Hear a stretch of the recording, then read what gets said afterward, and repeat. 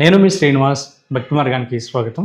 తిరుమల తిరుపతి దేవస్థానానికి సంబంధించిన ఒక లేటెస్ట్ అప్డేట్ అయితే రావడం జరిగిందండి.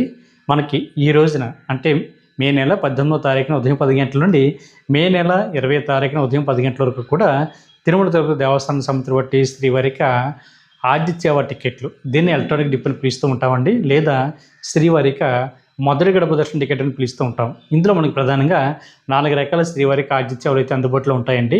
1 సుప్రభాతం, 2 తామాల, 3 అర్చన, 4 అష్టదళ పాదపద్మరం సేవలు అయితే అందుబాటులో ఉంటాయి. దీనికోసం ప్రతి శ్రీవారి భక్తులు కూడా టీటీ దేవస్థానం సమితి బట్టి అఫీషియల్ యాప్ ద్వారా కానీ లేదా వెబ్సైట్ ద్వారా కానీ మీ యొక్క మొబైల్ నెంబర్తో లాగిన్ అవి దీనికోసం ముందుగా అయితే మీరు ఆన్లైన్లో రిజిస్ట్రేషన్ చేసుకోవాలి.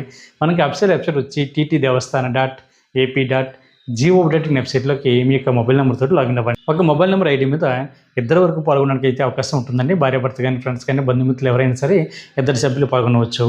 ఇందులో మనకి సుప్రభాత సేవ అయితే 120 రూపాయలు, తాముల సేవ అయితే 220 రూపాయలు, అర్చన సేవ అయితే 220 రూపాయలు, అష్టదళ పాదపద్మరం సేవ అయితే 1250 రూపాయలు ఉంటుందండి.